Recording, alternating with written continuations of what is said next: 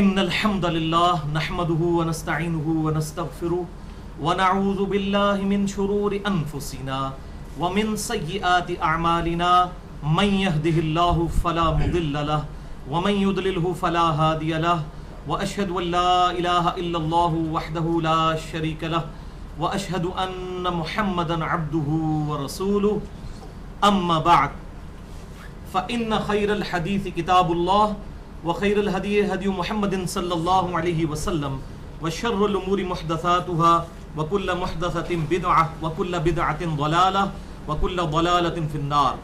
أعوذ بالله السميع العليم من الشيطان الرجيم من همزه ونفخه ونفثه.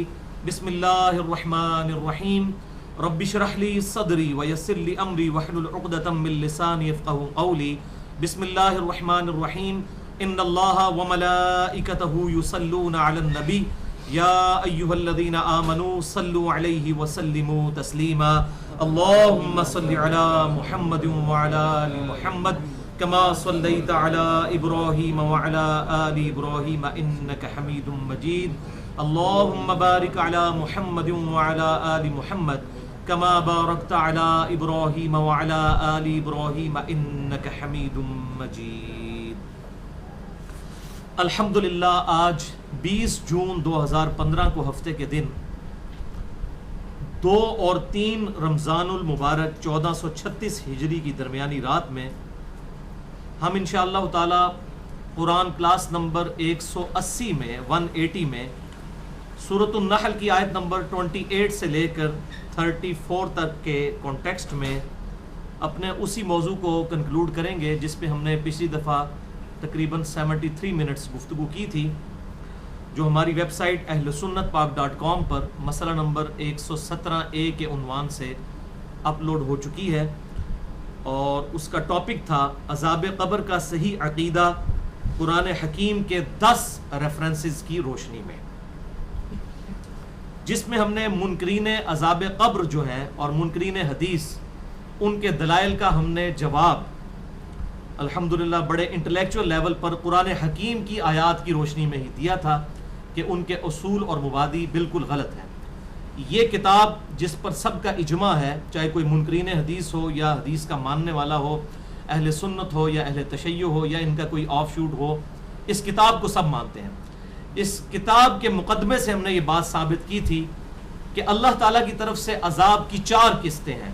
نمبر 1 دنیا کی زندگی میں، نمبر 2 موت کے وقت، نمبر 3 مرنے کے بعد یعنی قبر میں یا عذاب برزخ، اور نمبر 4 قیامت کے دن جو الٹیمیٹ عذاب ہونے والا ہے والعیاذ باللہ تعالی. اللہم اجرنا من النار، اللہم اجرنا من النار، اللہم اجرنا من النار. آج کی گفتگو میں ہم انشاءاللہ عوام الناس کے لیے، چونکہ عوام الناس چاہے اہل سنت ہوں یا ان کے جتنے آف شوٹس ہیں، حنفی، شافعی، مالکی، حنبلی یا اہل حدیث یا اہل تشیع اور ان کے آف شوٹس، چاہے وہ اثنا عشری ہوں یا زیدیہ ہوں، سب کے سب مسلمان جتنے بھی ہیں وہ الحمدللہ سنت کو بھی ایک سورس سمجھتے ہیں نالج کا کتاب اللہ کے ساتھ ساتھ. تو ان کے لیے میں نے الحمدللہ سنت سے یعنی صحیح الاسناد احادیث سے آج کی گفتگو کو تیار کیا ہے، اور انشاءاللہ تعالی آج کی گفتگو کا عنوان ہوگا مسئلہ نمبر 117B، عذاب قبر کا صحیح عقیدہ 17 صحیح الاسناد احادیث کی روشنی میں. عذاب قبر کا صحیح عقیدہ 17 صحیح الاسناد احادیث کی روشنی میں، اور یہ 17 کا عدد میں نے ڈیڈکٹ کیا ہے اس بات سے کہ مسلمانوں میں فرض نماز کی رکعتوں کی تعداد دن رات میں 17 ہے، جس پر اہل سنت اور اہل تشیع پوری امت کا اجماع ہے. فجر کے 2 فرض، ظہر کے 4، عصر کے 4، مغرب کے 3 اور عشاء کے 4. اس 17 کی نسبت سے میں نے 17 احادیث آج کلیکٹ کی ہیں. بھائیو، ہمارے محدثین رحمہم اللہ اجمعین نے جب اپنی احادیث کی کتابوں کو کمپائل کیا تو ان کتابوں کے اندر مستقل ایک چیپٹر رکھا اور اس کا نام رکھا عذاب قبر کا عقیدہ یا اثبات عذاب القبر، عذاب قبر کا ثبوت. آپ کوئی بھی دنیا کی حدیث اٹھا کر دیکھ لیں تو آپ کو یہ چیپٹر ضرور اس میں ملے گا. صحیح بخاری میں انٹرنیشنل نمبر کے مطابق 1369 سے لے کر 1380 تک کل 12 احادیث عذاب قبر کے ٹاپک کے تحت امام بخاری رحمہ اللہ المتوفہ 256 ہجری انہوں نے لی ہیں۔ اسی طریقے سے صحیح مسلم میں انٹرنیشنل نمبر کے مطابق 7211 سے لے کر 7224 تک 14 احادیث امام مسلم بن حجاج قشیری رحمہ اللہ المتوفہ 261 ہجری انہوں نے عذاب قبر کے عقیدے کے اوپر لی ہیں۔ اس کے علاوہ بھی جامعہ ترمذی کھول لیں، سنن ابی داؤد، سنن نسائی، سنن ابن ماجہ، الموطا امام مالک، اور بھی احادیث کی جتنی بھی کتابیں آپ کھول لیں، سب کتابوں میں آپ کو مستقل چیپٹر ملیں گے عذاب قبر کے عقیدے سے متعلق۔ اور اسی طریقے سے مشکات المصابیح، جسے میں نے انسائکلوپیڈیا آف حدیث ڈکلیئر کیا ہے، اور اس میں میں نے پورا لیکچر بھی دیا تھا، مسئلہ نمبر 111B، مشکات المصابیح کا مکمل تعارف، جو الحمدللہ اہل سنت کی مین سٹریم کی جتنی کتابیں ہیں، چاہے وہ کتب ستہ ہوں، بخاری، مسلم، ابو داؤد، ترمذی، نسائی، ابن ماجہ، اور اس کے علاوہ بھی باقی کتابیں، تقریباً 13 کتابوں کا وہ مجموعہ ہے مشکات المصابیح۔ اس میں بھی ایک پورا چیپٹر ہے انٹرنیشنل نمبر کے مطابق 125 سے لے کر 139 نمبر احادیث تک، ٹوٹل 15 احادیث بنتی ہیں یہ، اور اس چیپٹر کا نام ہے اثبات عذاب القبر۔ یہ مشکات میں بھی ایک پورا مستقل چیپٹر ہے، بالکل کتاب الایمان شروع کے اندر، اور بیسیکلی انہوں نے یہ سینس دیا ہے کہ یہ ایمان کا حصہ ہے عذاب قبر کو ماننا۔ اس حوالے سے اہل سنت کے بہت بڑے امام ہیں اور کئی احادیث کی کتابوں کے مؤلف ہیں۔ آج سے تقریباً 1000 سال پہلے امام حاکم، جنہوں نے المستدرک للحاکم لکھی ہے، المتوفہ 405 ہجری، ان کے شاگرد ہیں امام حافظ ابو بکر احمد بن حسین بن علی البیہقی، جنہیں امام البیہقی کہا جاتا ہے، مشہور، المتوفہ 458 ہجری۔ انہوں نے الگ سے ایک مستقل کتاب لکھی ہے جو 200 احادیث پر مشتمل ہے تقریباً، اور اس کتاب کا نام ہے اثبات عذاب القبر، عذاب قبر کے عقیدے کا ثبوت۔ یہی وہ امام ہیں جنہوں نے حیات الانبیاء فی قبورہم بھی لکھی ہے۔ انبیاء اکرام اپنی قبروں میں زندہ ہیں، جیسا کہ برزخی حیات اللہ تعالیٰ نے ان کو دی ہے۔ اسی امام نے یہ کتاب بھی لکھی ہے اثبات عذاب القبر، اور یہ کتاب الحمدللہ خوشخبری ہے ہمارے لیے کہ یہ اس کا اردو ترجمہ ہو چکا ہے، اور شیخ زبیر علی زئی رحمہ اللہ المتوفہ 1435 ہجری بمطابق 10 نومبر 2013 انہوں نے اپنی وفات سے پہلے اس کتاب پر کام کر دیا تھا، لیکن پرنٹنگ پریس میں ابھی نہیں گئی تھی۔ میری ابھی پچھلے ہفتے ہی حافظ شیر صاحب سے بات ہوئی ہے، تو انہوں نے مجھے کہا کہ مکتبہ اسلامیہ والوں کو ہم نے یہ پرنٹنگ کے لیے بھجوا دی ہے، ہو سکتا ہے رمضان میں یا رمضان کے فوراً بعد یہ کتاب اردو میں آ جائے۔ شیخ زبیر علی زئی صاحب کی تحقیق اور تحکیم کے ساتھ یہ 200 احادیث اثبات عذاب القبر، امام بہیقی کی کتاب، تو انشاءاللہ یہ جب آ جائے گی تو کچھ ہی دنوں میں انشاءاللہ اس کا PDF بھی اویلیبل ہو جائے گا پبلک کے لیے۔ ویسے کتاب اتنی مہنگی نہیں ہوگی، 200 احادیث ہیں، زیادہ زیادہ 200-250 صفحوں پر مشتمل یہ کتاب ہوگی انشاءاللہ۔ تو اس کتاب میں تقریباً 200 احادیث اور آثار ہیں عذاب قبر کے عقیدے سے متعلق، اور وہ انہوں نے بیسک جتنی ہماری کتابیں ہیں، بخاری، مسلم، ابو داؤد، ترمذی، نسائی، ابن ماجہ، اس سے بھی لیے ہیں۔ اس کے علاوہ بھی امام بہیقی نے اپنی سند سے بھی احادیث بیان کی ہیں، وہ خود بھی بہت بڑے محدث ہیں۔ البتہ آج ہم انشاءاللہ 17 حدیث صرف ڈسکس کریں گے، تاکہ ہمارا 1 گھنٹے کے اندر اندر یہ لیکچر مکمل ہو جائے انشاءاللہ تعالی۔ اور یہ 17 حدیث میں نے بڑی انٹلیکچوئل ترتیب کے ساتھ، بڑی محنت کے ساتھ جمع کی ہیں، تاکہ پورا مقدمہ ہمیں سمجھ آ جائے۔ ان کی ترتیب جو ہے ایٹ رینڈم الٹ اپ نہیں ہے، بڑی انٹلیکچوئل ہے، اور ان تمام احادیث کے انشاءاللہ میں انٹرنیشنل نمبرز بتا دوں گا، پرائمری بک سے بھی، بخاری، مسلم، ابو داؤد، ترمذی، نسائی، ابن ماجہ سے بھی، اور سیکنڈری بک جو مشکات المصابیح ہے، جو اس وقت سب لوگوں کے ہاتھ میں آ چکی ہے، اس کے بھی انشاءاللہ میں انٹرنیشنل نمبر ساتھ ساتھ بتاتا چلا جاؤں گا، تاکہ اگر کسی کے پاس کتب ستہ نہ بھی ہوں تو وہ مشکات سے یہ تمام احادیث جو ہے وہ اسٹڈی کر سکتا ہے۔ اور یہ تمام احادیث کے نمبرز میں انشاءاللہ علماء حرمین، بیروت اور دارالسلام کی انٹرنیشنل نمبرنگ کے مطابق بتاؤں گا، جس کے مطابق پوری دنیا میں عربی کتب شائع ہوتی ہیں، اور مکتبۃ الشاملہ اور باقی عربی سافٹ ویئرز بنائے جاتے ہیں۔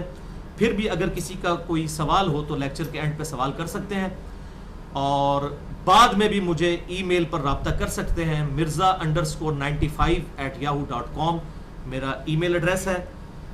لیکچر کے دوران کسی کو سوال کرنے کی اجازت نہیں، ورنہ ہماری گفتگو کا ڈیکورم ڈسٹرب ہو جائے گا۔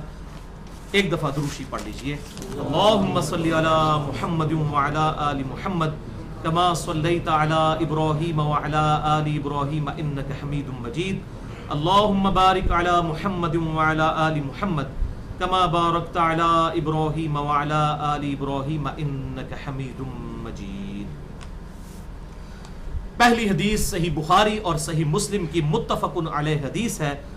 بخاری میں انٹرنیشنل نمبرنگ کے مطابق 1369 اور مسلم میں 7219 اور مشکات میں بھی یہ موجود ہے 125 نمبر پر کہ امام کائنات سید الاولین والآخرین شفیع المذنبین رحمت للعالمین سیدنا و مولانا امام اعظم محمد رسول اللہ صلی اللہ علیہ وسلم نے ارشاد فرمایا جب مسلمان کو اس کی قبر میں رکھا جاتا ہے تو اس سے سوال کیا جاتا ہے تو وہ کہتا ہے اشہد ان لا الہ الا اللہ وحدہ لا شریک لہ وان محمدا عبدہ ورسولہ. میں گواہی دیتا ہوں کہ اللہ اکیلا معبود ہے اور محمد صلی اللہ علیہ وسلم اس کے بندے اور اس کے رسول ہیں. اور پھر آپ صلی اللہ علیہ وسلم نے فرمایا کہ ایک مسلمان کا قبر میں یہ کلمہ پڑھنا اللہ تعالیٰ کی طرف سے خاص تحفہ ہے اور وہ استقامت ہے جس کا ذکر اللہ نے اپنی کتاب میں کیا. پھر آپ صلی اللہ علیہ وسلم نے سورہ ابراہیم کی آیت نمبر 27 تلاوت فرمائی. اعوذ باللہ من الشیطان الرجیم بسم اللہ الرحمن الرحیم یثبت اللہ الذین آمنوا بالقول الثابت. اللہ تعالیٰ اہل ایمان کو ثابت قدم رکھتا ہے اس مضبوط قول میں فی الحیات الدنیا وفی الآخرہ دنیا کی زندگی میں بھی اور آخرت کی زندگی میں بھی. اور آخرت کی زندگی کی پہلی منزل قبر ہے. اور پھر آپ صلی اللہ علیہ وسلم نے فرمایا یہ آیت عذاب قبر کے بارے میں نازل ہوئی ہے سورہ ابراہیم آیت نمبر 27. اور پھر آپ صلی اللہ علیہ وسلم نے فرمایا کہ جب مؤمن سے قبر میں پوچھا جائے گا تو وہ کہے گا کہ میرا رب اللہ ہے اور میرے نبی محمد صلی اللہ علیہ وسلم ہے. یہ مکمل حدیث ہے جو بخاری اور مسلم کے اس باب میں موجود ہے جو عذاب قبر والا باب ہے اور مشکات میں بھی اس اثبات عذاب القبر والے چیپٹر میں انٹرنیشنل نمبر کے مطابق 125 نمبر یہ حدیث ہے. دوسری حدیث بھی بخاری اور مسلم کی متفق علیہ حدیث ہے. بخاری میں 218 مسلم میں 677 اور مشکات میں 338 نمبر ہے. یہ بڑی مشہور حدیث ہے کہ آپ صلی اللہ علیہ وسلم ایک دفعہ ایک جگہ سے گزر رہے تھے تو آپ صلی اللہ علیہ وسلم وہاں پر رک گئے قبروں کے پاس اور آپ صلی اللہ علیہ وسلم نے فرمایا ان دو قبر والوں کو عذاب ہو رہا ہے اور کسی بڑی وجہ سے نہیں. ان میں سے ایک پیشاب کے معاملے میں احتیاط نہیں کرتا تھا. ایک روایت میں آتا ہے کہ بے پردہ حالت میں وہ پیشاب کرتا تھا یعنی پبلکلی اور ایک میں آتا ہے کہ وہ چھینٹوں سے نہیں بچتا تھا اور دوسرا چغل خور تھا. پھر آپ صلی اللہ علیہ وسلم نے ایک تازہ شاخ ایک درخت سے توڑ کر اس کی ٹہنی کے 2 ٹکڑے کیے اور دونوں قبروں پر لگا دیے اور پھر آپ صلی اللہ علیہ وسلم نے فرمایا میں اللہ سے امید کرتا ہوں جب تک یہ شاخیں ہری رہیں گی ان کے عذاب میں کمی ہوتی رہے گی. یعنی آپ کے مبارک ہاتھوں کی برکت سے. یہ نہیں ہے کہ کوئی بھی ٹہنی لگا دے گا تو وہ ہونا شروع ہو جائے گا. اسی پر ڈیٹیکٹ کر کے لوگوں نے قبروں پر پھول پھینکنے بھی شروع کر دیے. حالانکہ پھول پھینکنا بالکل ڈیفرنٹ ہے. ٹہنی آپ ضرور لگائیں, سنت ہے, اللہ سے دعا کریں, اللہ تعالیٰ قبول فرمانے والا ہے. لیکن یہ پرٹیکولرلی آپ صلی اللہ علیہ وسلم کے مبارک ہاتھوں کی برکت ہے اور اس کے ثبوت میں وہ اگلی حدیث ہے. تیسری حدیث صحیح مسلم سے انٹرنیشنل نمبرنگ کے مطابق 2215 اور مشکات میں 1659 کہ ایک حبشی عورت جو مسجد نبوی کی صفائی کیا کرتی تھی وہ فوت ہو گئی. رات کے وقت صحابہ اکرام علیہم رضوان نے اسے جنازہ پڑھ کر دفنا دیا. آپ صلی اللہ علیہ وسلم کو خبر نہیں کی. آپ صلی اللہ علیہ وسلم نے کچھ دنوں کے بعد پوچھا کہ وہ عورت نظر نہیں آ رہی تو صحابہ نے کہا کہ اللہ کے محبوب صلی اللہ علیہ وسلم ہم نے آپ کے آرام میں خلل سمجھتے ہوئے اسے راتوں رات دفنا دیا. اور صحابہ کہتے ہیں ہم نے اس کو ہلکا جانا کہ کیا ایک حبشی عورت ہی تھی, کون سی کوئی بڑی اعلیٰ پوسٹ پہ تھی وہ یا بڑی امپورٹنس تھی اس کی, ہم نے ہلکا جانا. لیکن اللہ کے محبوب صلی اللہ علیہ وسلم تو قدر کرنے والے ہیں. آپ صلی اللہ علیہ وسلم نے فرمایا تم نے مجھے بتایا کیوں نہیں؟ پھر فرمایا کہ مجھے اس کی قبر پر لے چلو. پھر آپ صلی اللہ علیہ وسلم اس کی قبر پر گئے اور آپ نے جا کر قبر پر جنازہ پڑھا. صحیح مسلم 2215. یہ بخاری میں بھی ویسے حدیث موجود ہے لیکن میں مسلم کا ترک بیان کر رہا ہوں کیونکہ اس میں اضافی الفاظ بھی موجود ہیں. پھر آپ صلی اللہ علیہ وسلم نے جنازہ پڑھنے کے بعد ارشاد فرمایا, جو مسلم کے الفاظ ہیں, بخاری میں بس اتنی حدیث ہے, مسلم میں 2215 نمبر اور مشکات میں 1659. آپ صلی اللہ علیہ وسلم نے فرمایا, یہ قبریں اندھیروں میں ڈوبی پڑی تھیں, اللہ نے میرے جنازہ پڑھنے کی برکت سے ان قبروں کو نور سے بھر دیا. آپ بھی جا کر جنازہ پڑھیں, میں بھی پڑھوں, تو وہ معاملہ نہیں ہونے والا. جو میں نے بات کی تھی کہ وہ ٹہنیاں توڑ کر جو آپ صلی اللہ علیہ وسلم نے لگائی, وہ آپ کے ہاتھوں کی برکت ہے کہ عذاب کی تخفیف ہو جائے. جس طرح کہ آپ صلی اللہ علیہ وسلم کے جنازہ پڑھنے کی برکت سے اللہ تعالیٰ نے ان قبروں کو نور سے بھر دیا. اب اس میں بڑا باریک سا نقطہ یہ ہے, وہ قبریں کافروں کی تو نہیں تھیں. کافر کی قبر تو نور سے نہیں بھری جا سکتی, مسلمانوں کی تھیں, اور مسلمان بھی ایٹ لیسٹ صحابہ تو ہوں گے کیونکہ آپ کے مبارک دور کے ہیں. تو اندازہ کریں کہ اللہ تعالیٰ اپنے معاملات میں کتنا سٹرکٹ ہے. اگر کسی نے بھی غلطی کی ہے اس کی پکڑ ہونے والی ہے. یہ جو ہم لوگوں کو بتا دیا اللہ جو کچھ بھی ہے تیرے محبوب کی امت سے ہے, یہ اتنا آسان معاملہ نہیں ہے. ورنہ اگر نسبت کام آنی ہوتی تو یہاں پر کام آ جاتی. نسبت ضرور کام آئے گی بشرطے کے انسان کے اعمال بھی نسبت والے ہوں, تو پھر انشاءاللہ تعالی نور علی نور ہوگا. چوتھی حدیث بھی صحیح مسلم سے. اب دیکھ لیں یہ 50% سے زیادہ حدیث بخاری اور مسلم سے.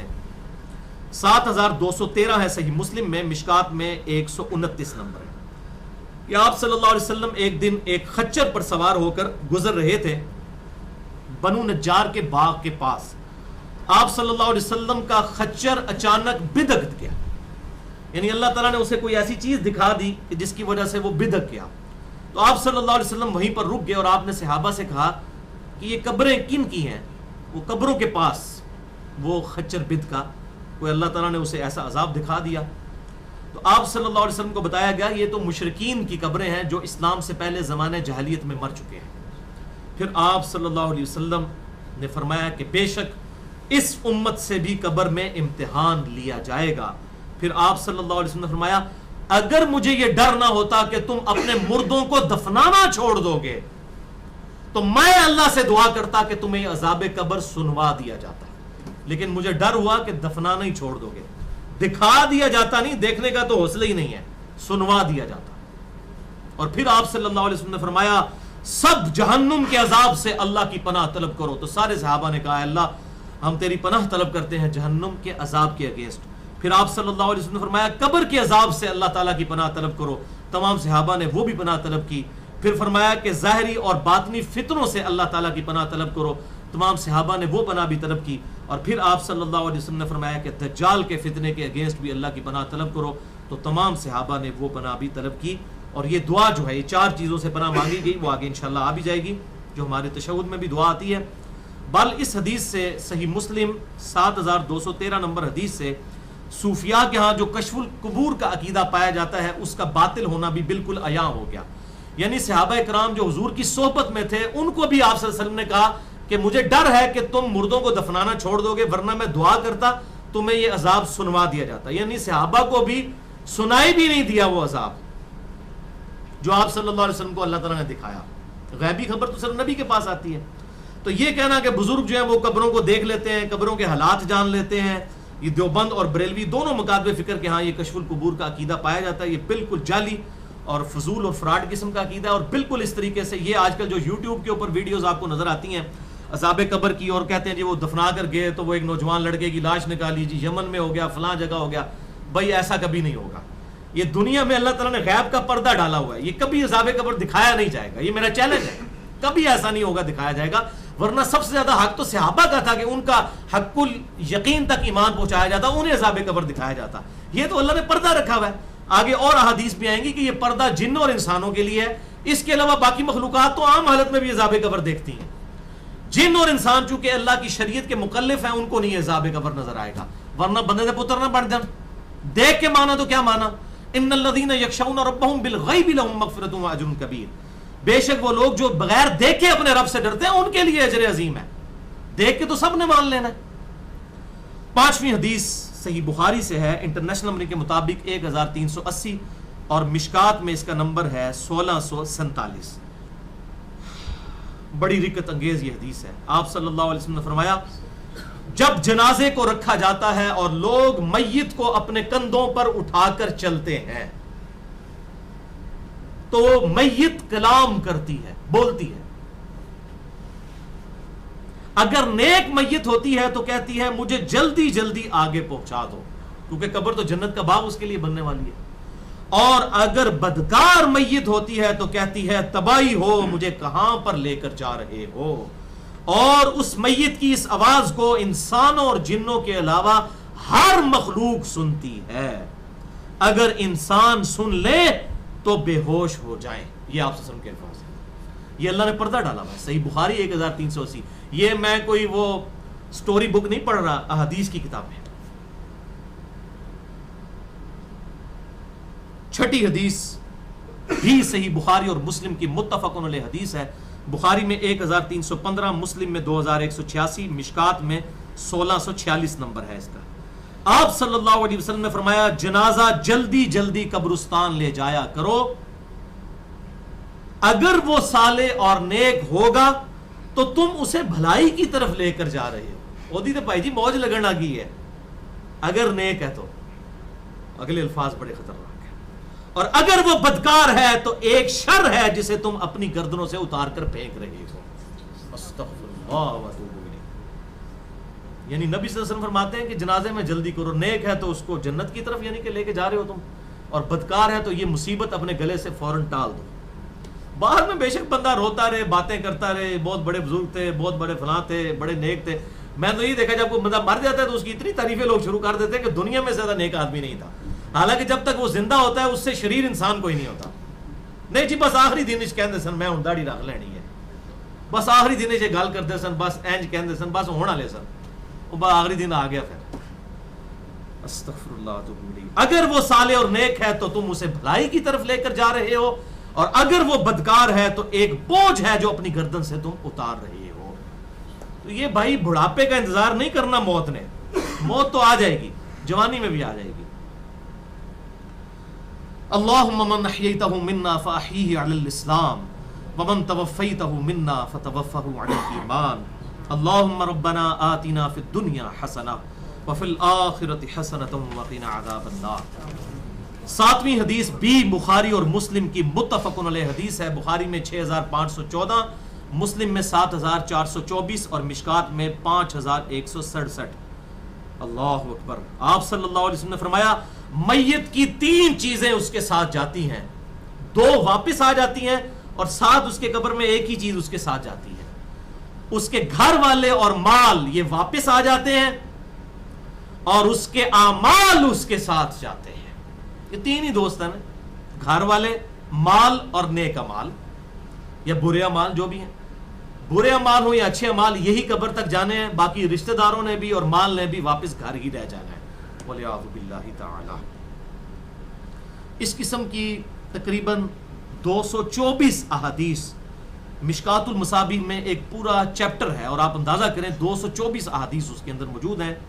کتاب الرقاق چیپٹر بخاری اور مسلم اور باقی احادیث کی کتابوں سے 224 احادیث انہوں نے. کتاب الرقاق کہتے ہیں دل میں رقت اور نرمی پیدا کرنے والی احادیث. صحیح بخاری میں بھی ایک چیپٹر ہے کتاب الرقاق، صحیح مسلم میں کتاب الزہد ہے وہ، اور مشکات میں انٹرنیشنل نمبر کے مطابق 5155 سے لے کر 5378 تک 224 احادیث ہے اس قسم کی رقت انگیز احادیث. ان میں سے 17 حدیث اور تقریباً 11 آیات میں نے اپنے اس لیکچر مسئلہ نمبر 51 میں بیان کی تھی. رزق حرام کی مذمت، دنیا پرستی کا انجام اور اس کا علاج. جو میں کہتا ہوں کہ میرا اپنا قبلہ اگر صحیح کرنا ہونا جب ٹیڑھا ہونے لگے تو میں وہ لیکچر دیکھتا ہوں مسئلہ نمبر 51، جس میں اس طرح کی 17 صحیح الاسناد حدیث ہیں اور 16 اس میں سے بخاری اور مسلم سے ہیں اور ایک المستدرک للحاکم سے ہے. 8ویں حدیث بھی بخاری اور مسلم کی متفقن علیہ حدیث ہے. اب یہ دیکھیں یہ ساری احادیث بالکل کلیئر کٹ بتا رہی ہیں کہ عذاب قبر کا کانسیپٹ اسلام میں موجود ہے. 8ویں حدیث بھی بخاری اور مسلم کی متفقن علیہ حدیث ہے. بخاری میں 1379، مسلم میں 7211 اور مشکات میں 127 نمبر ہے کہ آپ صلی اللہ علیہ وسلم نے ارشاد فرمایا جب تم میں سے کوئی شخص فوت ہو جاتا ہے تو اس کی قبر میں صبح و شام اسے اس کا ٹھکانہ دکھایا جاتا ہے. اگر وہ اہل جنت سے ہو تو اسے روزانہ صبح و شام جنت دکھائی جاتی ہے، اور اگر ولیعوذ باللہ تعالیٰ وہ اہل دوزخ سے ہو تو اسے قبر میں روزانہ صبح و شام دوزخ دکھائی جاتی ہے، حتیٰ کہ قیامت کے دن اللہ تعالیٰ اسے دوبارہ وہاں سے زندہ کر لے گا. یعنی زندگی اس وقت بھی ہے لیکن وہ برزخی زندگی ہے. الٹیمیٹ زندگی قیامت والے دن آئے گی، پھر اسے بڑے عذاب کی طرف لے کر جایا جائے گا ولیعوذ باللہ تعالیٰ. اور اسی کو سپورٹیو وہ آیت ہے جو میں نے پچھلی دفعہ ڈسکس کی تھی، سورۃ المؤمن یا سورۃ الغافر بھی اسے کہتے ہیں، آیت نمبر 46. النار یعرضون علیہا غدوا وعشیا، آگ ہے جس پر فرعونی صبح و شام پیش کیے جاتے ہیں اور پھر الٹیمیٹلی قیامت والے دن بڑے عذاب میں جھونکے جائیں گے. نویں حدیث بھی بخاری اور مسلم کی متفق علیہ حدیث ہے. بخاری میں 1374، مسلم میں 7216 اور مشکات میں 126 نمبر ہے اس کا. لیکن جو بخاری کا ترک ہے میں وہ بیان کرنے لگا ہوں 1374 بخاری. اور اسی کے تحت میرا وہ لیکچر بھی ہے، مسئلہ نمبر 78، صراط مستقیم اور قبر کے 4 سوال، 3 نہیں 4 سوال. آپ صلی اللہ علیہ وسلم نے فرمایا جب مردے کو دفنا کر لوگ چلے جاتے ہیں تو وہ جانے والوں کی جوتیوں کی آواز بھی سنتا ہے. یعنی اللہ تعالیٰ اس کے ساتھ ایسا معاملہ کرتا ہے کہ وہ جانے والے کی جوتیوں کی آواز بھی سنتا ہے. ویسے اگر آپ کیمرہ لگائیں آپ کو نہیں نظر آئے گا، آپ کو ویسے ہی وہ نظر آئے گا جیسے اس کو لٹایا گیا، کیونکہ یہ پردے والی زندگی ہے برزخ کی، جو میں نے پچھلی دفعہ ڈسکس کیا تھا. جوتیوں کی آواز کیوں سنتا ہے؟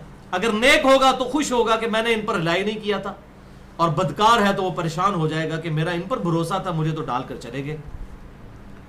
پھر 2 فرشتے اس کے پاس آتے ہیں اور اسے بٹھا کر پوچھتے ہیں ما کنت تقول فی حق ھذا الرجل، اس مرد کے بارے میں تیرا دنیا میں کیا عقیدہ تھا. اس کی ڈیٹیل اگلی احادیث میں بھی آ جائیں گی کہ کس مرد کا پوچھ رہے ہیں آپ صلی اللہ علیہ وسلم کے بارے میں. وہ کہے گا میں گواہی دیتا ہوں کہ وہ اللہ کے بندے اور اس کے رسول صلی اللہ علیہ وسلم تھے. پھر اسے جہنم اور جنت دکھائے جاتے ہیں، اور اگر وہ مؤمن ہوتا ہے اور سوالوں کے جب جواب دے لیتا ہے تو اسے بتایا جاتا ہے یہ جنت تیرا ٹھکانہ ہے. دوزخ بھی ساتھ دکھائی جاتی ہے کہ اگر بچوں جی جواب نہ آتا تو یہاں تو انہیں جانا تھا، اب یہ جنت تیرا ٹھکانہ ہے. اور جب منافق کو قبر میں رکھا جاتا ہے تو وہ سوالوں کے جواب میں کہتا ہے لا ادری لا ادری، مجھے کوئی معلوم نہیں، مجھے کچھ معلوم نہیں، میں وہی کہتا تھا جو لوگ کہا کرتے تھے. یعنی سن سنا کے سننی. لوگ کہتے ہیں این جی ہوتا ہے، میں بھی کہتا تھا این جی ہوتا ہے، اسی تو شروع تو این جا پڑھ پڑھا کے سننی نہیں، سن سنا کے سننی. پھر فرشتے اس سے 4تھا سوال کرتے ہیں وہاں پر اور کہتے ہیں لا دریتا ولا تلیتا، تو نے خود کوشش کر کے حق حاصل کرنے کی کوشش کیوں نہیں کی، یا جو حق حاصل کیا ہوا تھا اس کے ساتھ چلنے کی کوشش کیوں نہیں کی. حق حاصل کیا ہوا تھا اس کے ساتھ چلنے سے مراد یہ ہے کہ اس سے دیکھا کہ بھئی یہ کتاب و سنت کے راستے پر جو لوگ چل رہے ہیں اس راستے کو اڈاپٹ کرنے کی کوشش کیوں نہیں کی تم نے. اللہ. تو جب وہ سوالوں کے جواب نہیں دے پاتا تو فرشتے اس کے سر پر ایک ہتھوڑا مارتے ہیں اور وہ چیختا ہے اور چلاتا ہے. اس کی آواز کو جنوں اور انسانوں کے علاوہ ہر مخلوق سنتی ہے. جن اور انسان اس لیے نہیں سنتے کہ وہ مکلف ہیں شریعت کے، اللہ تعالیٰ نے ان پر پردہ رکھا ہوا ہے، ادروائز تو اگر پردہ اٹھ جائے پھر تو انہوں نے مان ہی لینا ہے. تو جنوں اور انسانوں کے علاوہ ہر مخلوق اس کی چیخ و پکار کی آواز کو سنتی ہے. اگر جنوں اور انسان سن لیتے، جن اور انسان، تو میں کہتا ہوں کہ دنیا میں ہی فیصلہ ہو جاتا. ہو سکتا ہے کسی بڑے بزرگ کو آپ دفنا کر آتے، دھڑال کی آواز پیچھے سے آتی جناب، اوہ اسی تو بڑا بڑا سمجھتے ہیں انہوں. کسی جماعت کے امیر کو، کسی عالم کو، کسی پگڑی والے کو، کسی داڑھی والے کو، اور اس کو بیچارہ سادہ تھا مسلمان، اس کو آپ دفنا کے آتے کہتے ہیں ہن تک تو آواز کوئی نہیں آئی، وہ تو یار بڑا چنگا بندہ سی. تو یہ اللہ تعالیٰ نے دنیا میں پردہ رکھ دیا ہے. ادروائز اگر جنوں انسان سن لیتے نا تو پتہ چل جاتا ہے. یہ جو ہم اپنے زندگی میں روتے ہیں کہ لوگوں کی داڑھیوں اور پگڑیوں سے آپ دھوکہ نہ کھائیں، یہ آپ کے ساتھ ظلم کر رہے ہیں، تو یہ بات پتہ چل جاتی جب ان کے ساتھ یہ معاملات ہوتے ہیں. اچھا، یہاں پر یہ بات آئی کہ مردے کو اللہ تعالیٰ سنوا دیتا ہے جانے والوں کی جوتوں کی آواز. تو جہاں جہاں احادیث میں مردے کا سننا ثابت ہے، اہل سنت کا اتفاقی عقیدہ ہے کہ وہ سننا جائز ہے، بالکل ثابت ہے. اس کے بارے میں عقیدہ رکھنا سمائے موتا کا ایسا عقیدہ رکھنا جو کتاب و سنت سے ثابت ہے وہ جائز ہے، اور اس کا ذکر بھی سورہ فاطر کی آیت نمبر 22 میں موجود ہے۔ ان اللہ یسمع من یشاء، اللہ تعالیٰ بے شک جسے چاہتا ہے سنوا دیتا ہے۔ وما انت بمسمع من فی القبور، اور اے محبوب صلی اللہ علیہ وسلم جو قبروں میں پڑے ہوئے ہیں تم انہیں نہیں سنا سکتے۔ یہاں ویسے مثال کے طور پر اللہ تعالیٰ نے بیان کیا ہے کہ جن کے دل مردہ ہو چکے ہیں تم ان کو نہیں سنا سکتے، لیکن مثال جب دی جاتی ہے تو جس چیز سے مثال دی جاتی ہے اس کی اصل بھی وہی ہوتی ہے۔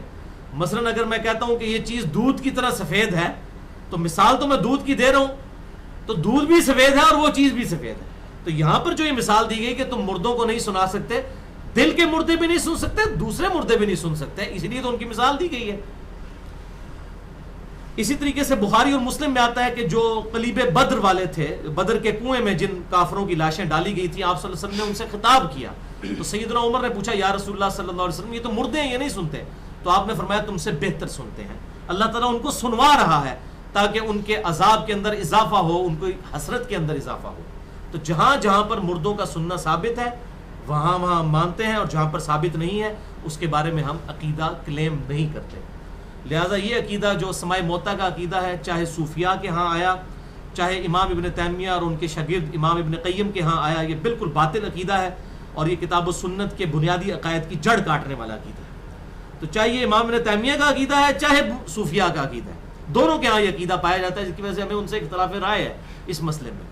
تو لیکن جہاں جہاں ثابت ہے ہم صرف اس کو مانتے ہیں، اور اس میں نے بڑی ڈیٹیل سے گفتگو کی ہے، مسئلہ نمبر نیو 5 کے نام سے حیات النبی کے عقیدے کا تحقیقی جائزہ، اس میں نے سمائے موتا کا عقیدہ اور یہ برزخی گروپ جو کیپٹن عثمانی گروپ ہے یا دیوبند کا مماتی گروپ ہے، ان کے جو عقائد اور نظریات ہیں ان کا بھی میں نے تحقیقی جائزہ اس کے اندر لیا ہے۔ 10ویں حدیث، یہ بھائیوں موسٹ ڈیٹیل حدیث ہے عذاب قبر کے حوالے سے، میں اسے ورڈ بائی ورڈ پڑھوں گا اوریجنل کتاب سے۔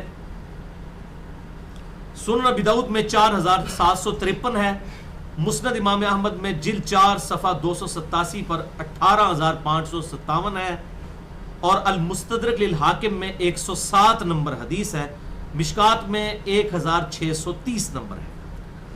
اچھا، یہ ابو داؤد کی جو اس کی روایت ہے اور مسند احمد کی، اس میں آمش مدلس ہے اور ان سے روایت کر رہا ہے، لیکن جو المستدرک للحاکم کی روایت ہے اس میں امام آمش نے اپنی سماع کی تصریح کی ہے، اور انہوں نے کہا کہ میں نے حدیث سنی ہے، ان سے روایت نہیں کی بلکہ انہوں نے حدثنا سے کی ہے۔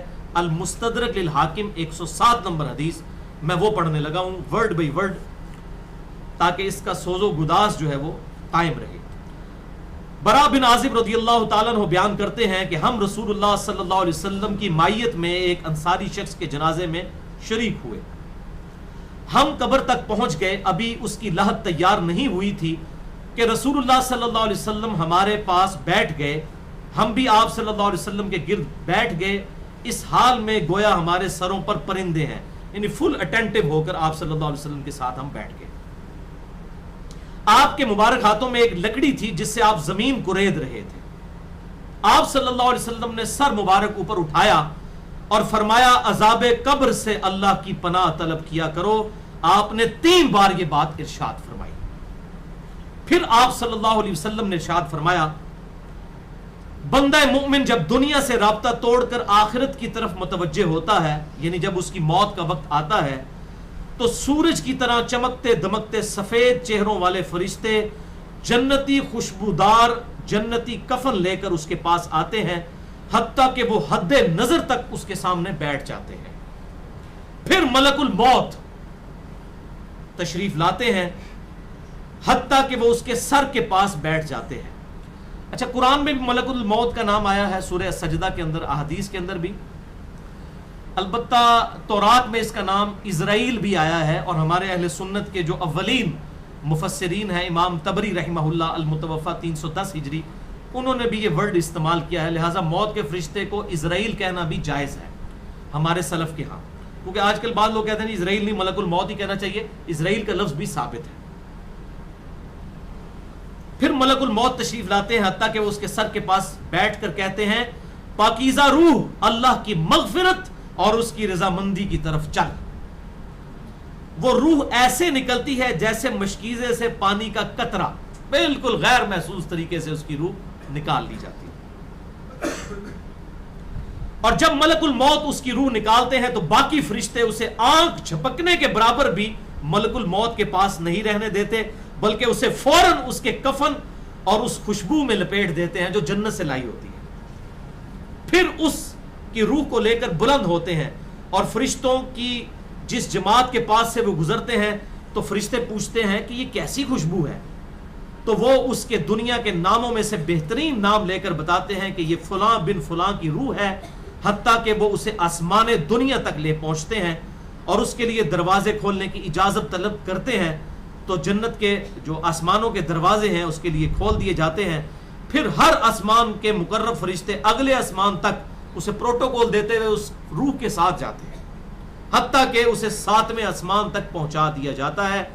تو اللہ تعالیٰ فرماتا ہے میرے بندے کا نامہ اعمال علیین میں لکھ دو، جو سورۃ المطففین میں آیا ہے. علیین اور سجین یہ 2 مقامات ہیں. ایمان والوں کی روحیں جو ہیں علیین میں ان کا نامہ اعمال لکھا جاتا ہے، اور جو منافقین ہیں مجرم ہیں سجین میں لکھا جاتا ہے. سورۃ المطففین سورت نمبر 83 ہے، پارہ نمبر 30 کے اندر. اور اسے واپس دنیا کی طرف لے جاؤ کیونکہ میں نے انہیں اسی دنیا سے پیدا کیا اور اسی میں انہیں لوٹاؤں گا اور پھر دوبارہ اسی سے نکالوں گا. پھر اس کی روح اس کے جسم کی طرف لوٹا دی جاتی ہے. لیکن یہ لوٹنا دنیا کا سا لوٹنا نہیں ہوگا، یعنی وہ لوٹنے کے بعد یہ نہیں ہے کہ مردہ قبر میں کوئی بیٹھ جائے گا ہمیں نظر آئے گا. یہ سب کچھ برزخی معاملات ہوں گے جو میں نے پچھلی دفعہ ڈسکس کیے تھے سورہ فاطر کی آیت نمبر 42 کے تحت، کہ نیند کی حالت میں بھی انسان کی روح قبض ہوتی ہے لیکن اس کو چٹکی کاٹے تو وہ جاگ اٹھتا ہے.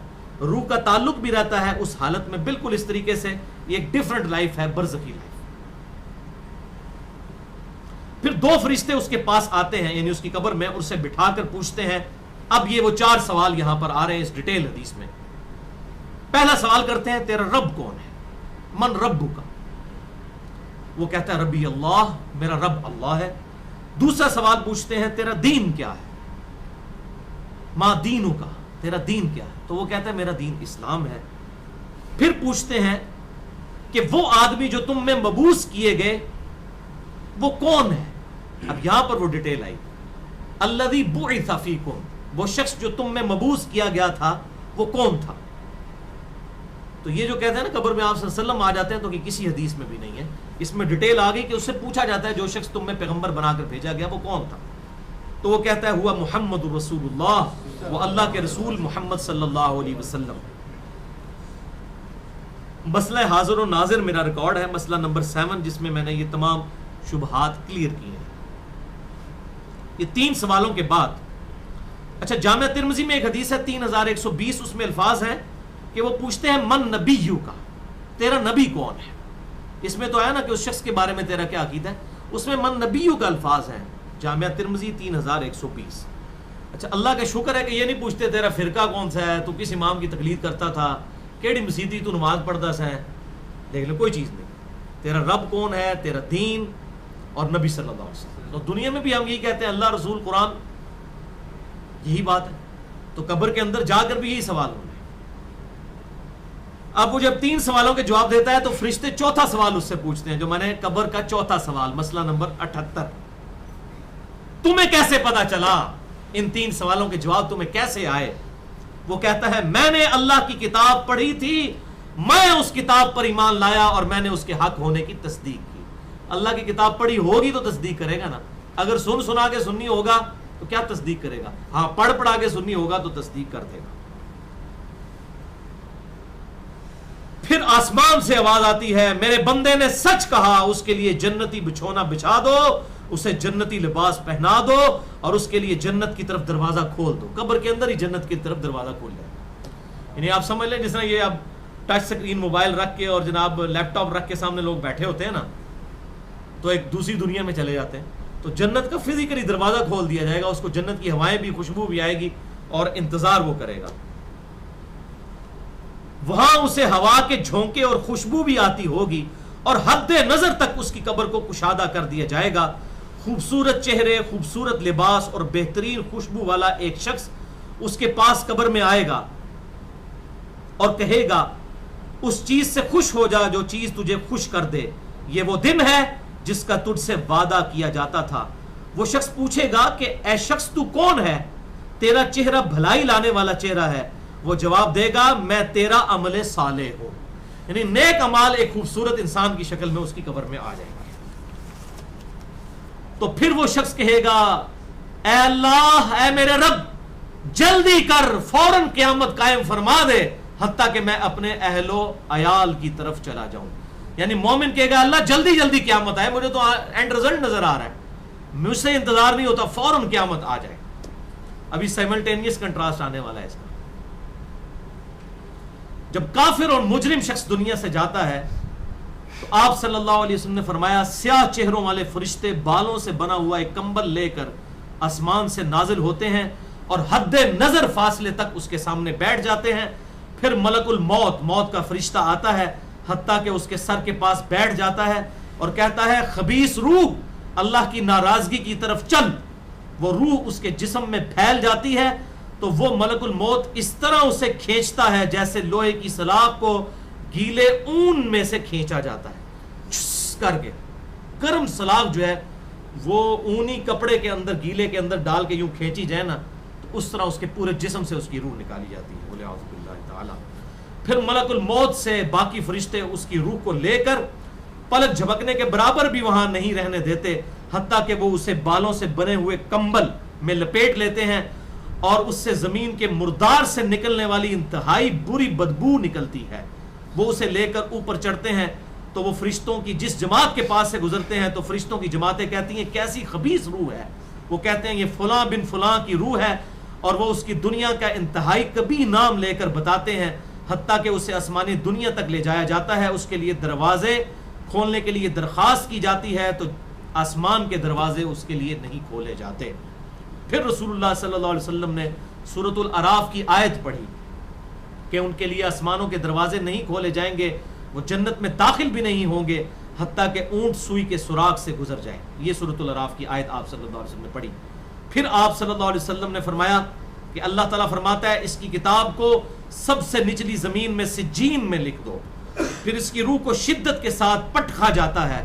پھر آپ صلی اللہ علیہ وسلم نے یہ آیت تلاوت فرمائی سورہ الحج کی، جو شخص اللہ کے ساتھ شرک کرتا ہے گویا وہ آسمان سے گر پڑا تو اب پرندے اسے اچک کر لے جائیں یا کسی دور جگہ پر پھینک دیں. پھر اس کی روح اس کے جسم میں لوٹا دی جاتی ہے اور دو فرشتے اس کے پاس آ کر اس سے پوچھتے ہیں تیرا رب کون ہے. اب اس سے بھی سوال ہوتے ہیں. وہ حیرت زدہ ہو کر کہتا ہے ہائے افسوس، ہائے افسوس، میں نہیں جانتا، میں نہیں جانتا. پھر پوچھتے ہیں تیرا دین کیا ہے. وہ پھر حیرت زدہ ہو کر کہتا ہے ہائے افسوس، ہائے افسوس، میں نہیں جانتا، میں نہیں جانتا. پھر اس سے پوچھتے ہیں کہ جو شخص تم میں مبعوث کیے گئے وہ کون تھے. تو وہ کہتا ہے ہائے افسوس، میں نہیں جانتا، میں نہیں جانتا.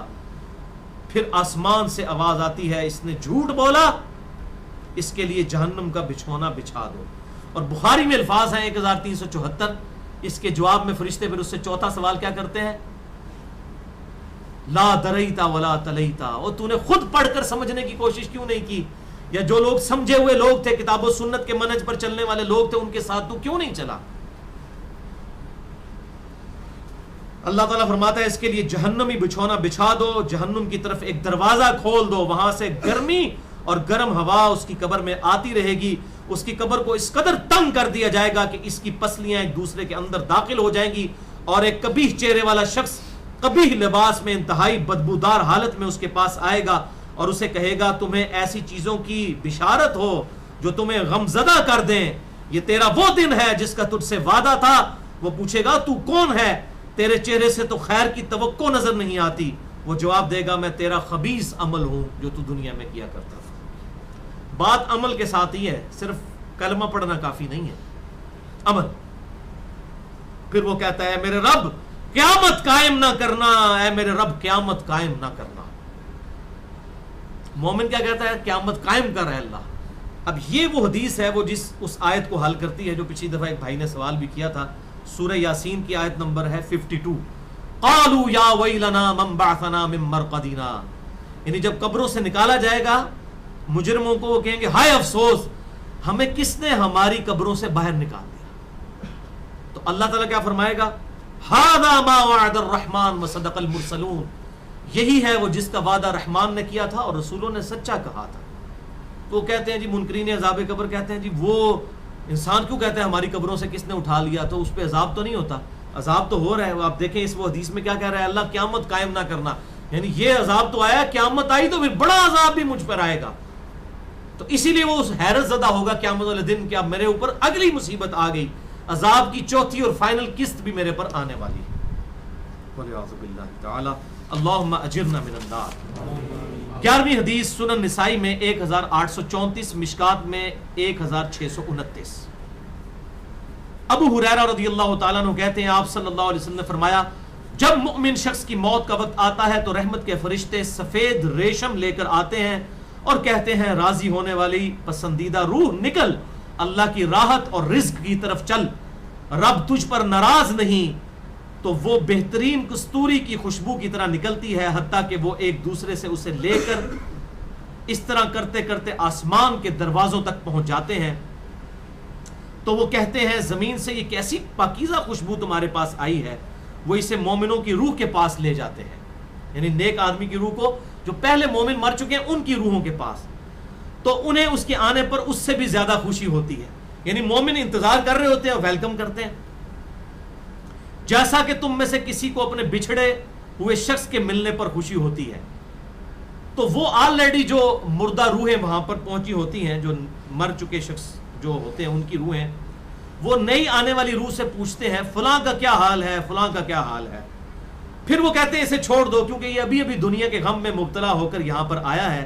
تو مرنے والا شخص کہتا ہے کہ تم جس شخص کے بارے میں مجھ سے پوچھ رہے ہو وہ تو فوت ہو چکا ہے، کیا تمہارے پاس نہیں آیا؟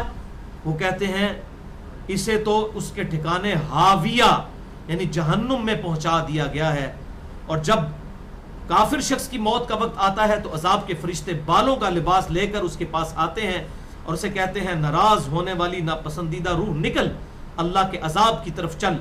وہ مردار کی انتہائی بدبو کی صورت میں نکلتی ہے حتیٰ کہ وہ اسے زمین کے دروازے کے پاس لے آتے ہیں تو وہ کہتے ہیں یہ کتنی بدبودار ہے، حتیٰ کہ اسے کافروں کی روح کے پاس ملا دیا جاتا ہے. اب دیکھیں کہ وہ مومن پوچھ رہے ہوتے ہیں، اب میں اس کو ٹرانسلیٹ کر رہا ہوں، برا نہیں منانا. وہ مومن کہتے ہیں کہ فلاں شخص کا کیا حال ہے، فلاں بزرگ، فلاں مولوی صاحب، فلاں حضرت صاحب کدھر ہیں؟ وہ کہتے ہیں وہ تو جناب کدوں دا مار بیٹھے تو آڈے کول نہیں پہنچے. اور پھر فرشتے کہتے ہیں جناب ایتھے نہیں آئے جو دوزخ ہی تھے، دیکھ لیں. یعنی وہ اسی لیے پوچھ رہے ہوتے ہیں کہ تو چل ہم تک پہنچ گیا، فلاں بھی ایک دنیا میں بڑا کوئی مشہور نیک آدمی تھا، وہ کدھر گیا؟ تبھی تو وہ ایکسپیکٹ کر رہے ہوتے ہیں نا اس کو کہ اس کو بھی یہاں پہ آنا چاہیے. تو ان کو بتایا جاتا ہے کہ بھئی وہ یہاں پر نہیں، وہ کہیں اور پر ہے. 12ویں حدیث جامعہ ترمذی میں 1071 نمبر اور مشکات میں 130 نمبر ہے. سیدنا ابو ہریرہ کہتے ہیں نبی صلی اللہ علیہ وسلم نے فرمایا جب میت کو دفن کیا جاتا ہے تو 2 سیاہ فام نیلی آنکھوں والے فرشتے اس کے پاس آتے ہیں. ان میں سے ایک کو منکر اور دوسرے کو نکیر کہا جاتا ہے. سیاہ فام نیلی آنکھوں والے خطرناک شکل کے فرشتے منکر اور نکیر. پس وہ کہتے ہیں تم اس شخص کے بارے میں کیا کہا کرتے تھے، یعنی نبی صلی اللہ علیہ وسلم کے بارے میں سوال ہوتا ہے. تو وہ کہتا ہے وہ اللہ کے بندے اور اس کے رسول ہیں. میں گواہی دیتا ہوں کہ اللہ کے سوا کوئی معبود نہیں اور محمد صلی اللہ علیہ وسلم اس کے بندے اور رسول ہیں. وہ دونوں فرشتے کہتے ہیں ہمیں پتا تھا تم یہی جواب دو گے. پھر اس کی قبر کو لمبائی اور چوڑائی میں 70 ہاتھ کشادہ کر دیا جاتا ہے. یہ 70 کہتے ہیں کثرت، حد نظر تک کشادہ کر دیا جاتا ہے. پھر اس کے لیے اس میں روشنی کر دی جاتی ہے. پھر اسے کہا جاتا ہے سو جا. وہ کہتا ہے میں اپنے گھر والوں کے پاس واپس جانا چاہتا ہوں تاکہ انہیں بتاؤں کہ میں کامیاب ہو گیا ہوں. لیکن وہ کہتے ہیں کہ تو دلہن کی طرح سو جا جسے اس کے گھر کا عزیز ترین فرد ہی آ کر بیدار کرتا ہے، حتیٰ کہ اللہ تعالیٰ اسے اس کی خوابگاہ سے قیامت والے دن بیدار کرے گا. یعنی اسے لٹا دیا جائے گا، پھر اس پہ وہ کیفیت وہ جنت والی تاری رہے گی، پھر الٹیمیٹلی اللہ تعالیٰ اسے دوبارہ سے زندہ کرے گا. اور اگر وہ منافق ہوا تو وہ کہے گا میں نے لوگوں کو ایک بات کہتے ہوئے سنا تو میں بھی ویسے ہی کہا کرتا تھا. یعنی مجھے نہیں پتا، اللہ کی وہ گواہی نہیں دے سکے گا، رسول اللہ صلی اللہ علیہ وسلم کا اقرار نہیں کر سکے گا، میں کچھ نہیں جانتا. وہ فرشتے کہیں گے ہمیں پتا تھا تم یہی کہو گے. پس زمین سے کہا جاتا ہے اس پر تنگ ہو جا. وہ اس پر تنگ ہو جاتی ہے حتیٰ کہ اس کی ہڈیاں اور پسلیاں ایک طرف کی دوسری طرف آ جاتی ہیں، یوں بولے اعوذ باللہ تعالی. اور اسے مسلسل عذاب ہوتا رہے گا حتیٰ کہ اللہ اسے خوابگاہ سے دوبارہ زندہ کرے گا. یعنی قیامت تک اس پر وہ اس حالت میں عذاب رہے گا. ہمیں نظر نہیں آئے گا. جیسے سویا ہوا شخص ایک ڈراؤنا خواب دیکھتا ہے وہ تکلیف محسوس کرتا ہے, پاس کھڑا شخص نہیں محسوس کر سکتا.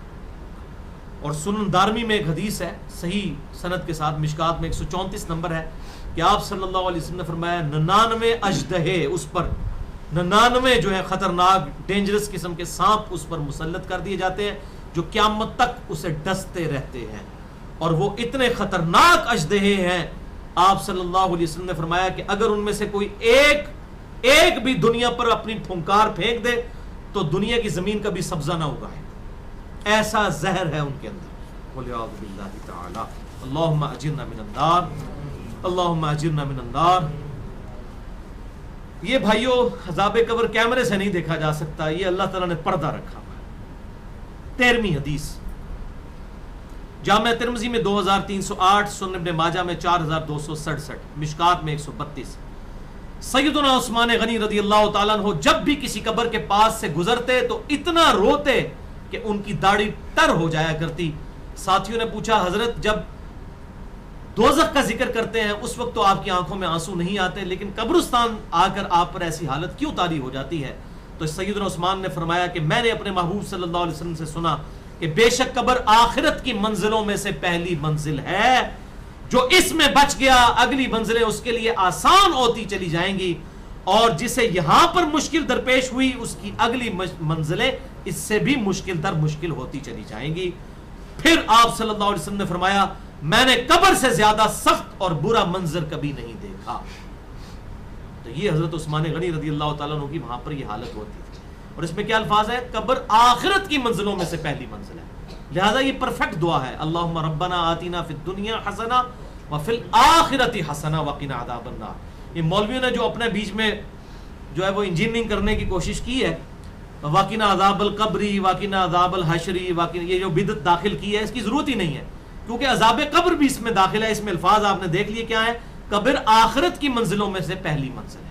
تو واقعنا عذاب القبری, واقعنا عذاب الحشری کہنے کی ضرورت ہی نہیں ہے. ربنا آتینا فی الدنیا حسنہ وفی الآخرۃ حسنۃ وقنا عذاب النار. تو اس سے یہ بھی بات پتہ چل گئی کہ قبرستان جانے کا مقصد ہے آخرت کی یاد, جو صحیح مسلم میں حدیث ہے 2259 کہ قبروں پہ جایا کرو تاکہ آخرت کی یاد آئے. تو سیدنا عثمان بھی دیکھیں قبرستان جا کر وہاں پر آخرت کی یاد کے لیے جایا کرتے تھے, اور یہ حقیقت بات ہے قبرستان جانے سے ہی انسان کا قبلہ درست ہوتا ہے. 14ویں حدیث بھی بخاری اور مسلم کی متفق علیہ حدیث ہے. بخاری میں 832, مسلم میں 1325 اور 1324, مشکات میں 939 ہے. اما عائشہ رضی اللہ تعالیٰ عنہ کا بیان ہے کہ آپ صلی اللہ علیہ وسلم تشہد میں 4 چیزوں کے اگینسٹ اللہ تعالیٰ کی پناہ طلب کیا کرتے تھے. اور صحیح مسلم میں 1324 نمبر حدیث ہے کہ آپ صلی اللہ علیہ وسلم امت کو بھی حکم دیتے تھے کہ 4 چیزوں کے اگینسٹ اللہ تعالیٰ کی پناہ طلب کرو. اللہم انی اعوذ بک من عذاب جہنم ومن عذاب القبر ومن فتنة المحیا والممات ومن شر فتنة المسیح الدجال. یہ مختلف الفاظ کے ساتھ آتی ہے 4 چیزوں کے شر سے, جہنم کے عذاب کے اگینسٹ, عذاب قبر کے اگینسٹ, زندگی اور موت کے فتنے کے اگینسٹ, اور نمبر 4 دجال کے فتنے کے اگینسٹ. تو یہ 4 چیزوں کے اگینسٹ اللہ تعالیٰ کی پناہ طلب کرنی. 15ویں حدیث سنن ابی داؤد میں 3221, المستدرک للحاکم میں موجود ہے. امام ذہبی نے بھی موافقت کی ہے. مشکات میں 133 نمبر حدیث ہے کہ جب نبی صلی اللہ علیہ وسلم میت کو دفنا کر فارغ ہوا کرتے تو اس کے پاس کھڑے ہو جاتے قبر کے اوپر اور فرماتے اپنے بھائی کے لیے استغفار کرو اور اس کے لیے استقامت کی دعا کرو, ابھی اس سے قبر میں سوال کیا جائے گا.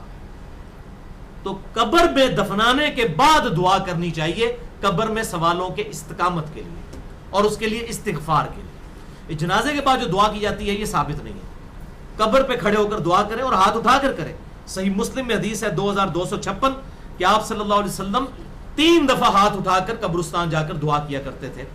3 دفعہ ہاتھ اٹھا کر. اس میں میں نے پورا لیکچر بھی دیا, مسئلہ نمبر 74 اصال ثواب سے متعلق, اس میں نے یہ ڈیٹیل سے بتایا. تو آپ نے دعا کرنی ہے استغفار. یہ جو آج کا ڈاکٹر طاہر القادری صاحب کی وہ ایک ویڈیو آئی ہوئی ہے, وہ قبر پہ آ کہتے ہیں بیٹا پڑھ، اور باقیوں کہتے ہیں سائڈ پہ ہو جو فرشتے آنے لگے ہیں جناب، اور وہ اس کو تلقین کرتے ہیں. یہ تلقین نہیں کرنی، استغفار کرنا ہے، اس کے لیے دعا کرنی ہے. ہمیں نہیں نظر آ رہا ہے فرشتے کس طرح کس وقت داخل ہوں گے، ہمیں نہیں پتا. تو یہ تلقین کرنا یہ ثابت نہیں. اسی طریقے سے سورہ بقرہ کی آخری آیات پڑھنا اور اس کی شروع کی آیات، وہ بھی روایت ضعیف ہے. میں نے مسئلہ نمبر 112 اے کے اندر بیان کی تھی، اے بی کے اندر، جو قرآن کی 12 سورتوں کے صحیح فضائل اس میں بتایا تھا. اور مسئلہ نمبر 74 میں اصال ثواب سے متعلق ساری گفتگو میں نے کنکلوڈ کی ہے. سیکنڈ لاسٹ حدیث ہے 16ویں حدیث صحیح مسلم میں، بڑی ڈیٹیل کے ساتھ ہے، 321 نمبر کتاب الایمان چیپٹر میں. یہ بڑی رکت انگیز حدیث ہے، میں نے اس لیے اس کو اینڈ پہ رکھا ہے. مشکات میں بھی مختصراً موجود ہے 1716، لیکن مسلم میں ایمان والے چیپٹر میں بڑی دردناک حدیث ہے، بہت دردناک. حضرت عمر ابن عاص رضی اللہ تعالیٰ عنہ کی جب موت کا وقت قریب آیا تو انہوں نے دیوار کی طرف منہ کر کے زارو قطار رونا شروع کر دیا. پھر اپنے بیٹوں کو بلایا. اب موت کے وقت باپ کی حالت دیکھ کے ان بیٹوں پر کیا کیفیت ہوگی. تو ان بیٹوں نے حضرت عمر ابن عاص کو تسلی دی کہ ابا جان آپ کو پریشان ہونے کی ضرورت نہیں ہے، آپ تو اللہ کے نبی کے صحابی ہیں، آپ نے تو آپ صلی اللہ علیہ وسلم کی زیارت کی ہوئی ہے، آپ تو بخشے بخشائے ہیں. لیکن صحابی میں اور عام آدمی میں یہی تو فرق ہے، اسے تو پتہ ہے آخرت کا معاملہ کتنا سخت ہے. تو انہوں نے بڑا پیارا جواب ارشاد فرمایا. عمر بن عاص کہتے ہیں کہ میرے بیٹو، اللہ کے نزدیک اس سے زیادہ پسندیدہ بات کوئی نہیں کہ کوئی کہے اشہد ان لا الہ الا اللہ و اشہد ان محمد رسول اللہ. یعنی توحید کا اقرار اور نبی صلی اللہ علیہ وسلم کی رسالت کو ماننا، یہ اصل نسبت ہے.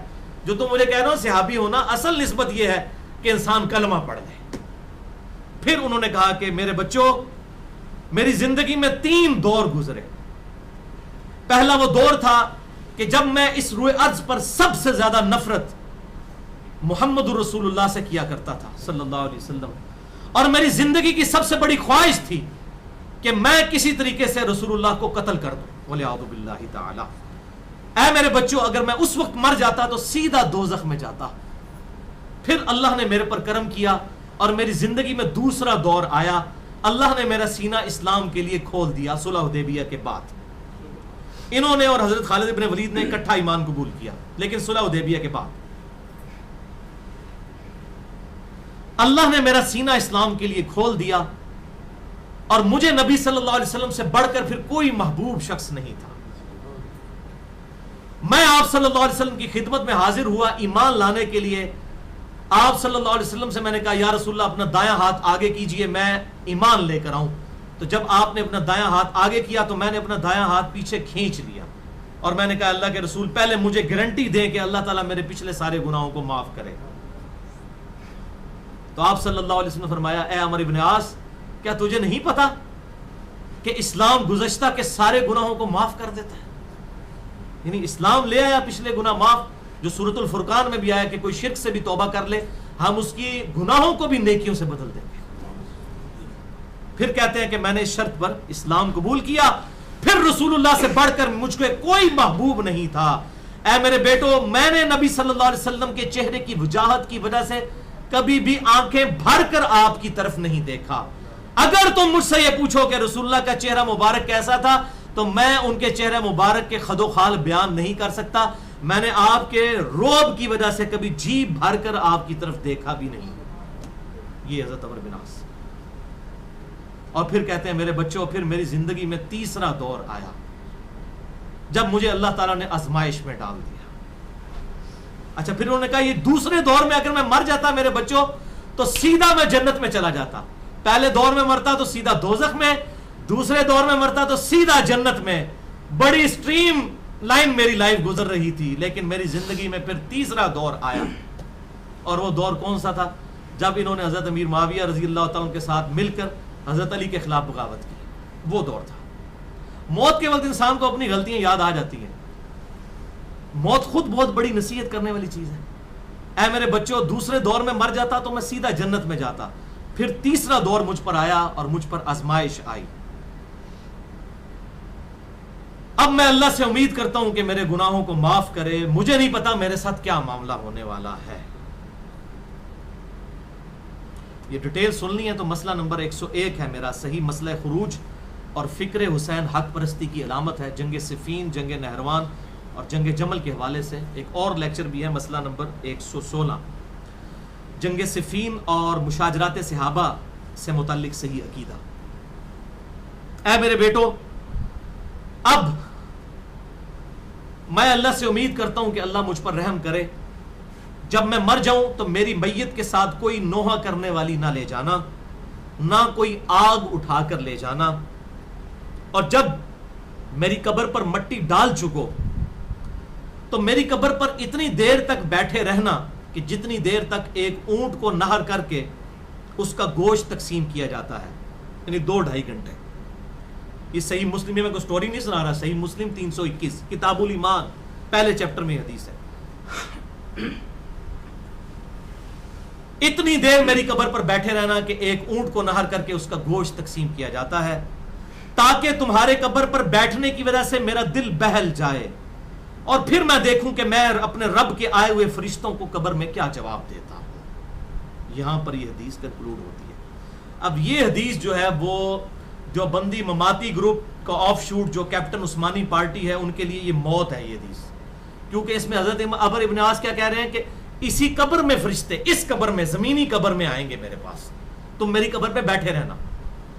اب یہ ان کے لیے موت تھی حدیث، تو انہوں نے کہا کہ جی حضرت عمر بن عاص جو ہے نا، آخری وقت میں ان کا ذہنی توازن بگڑ گیا تھا، اس لیے وہ اس قسم کی باتیں کر رہے تھے۔ جس کا ذہنی توازن بگڑا ہو وہ پوری اپنی زندگی کی سٹوری سناتا ہے۔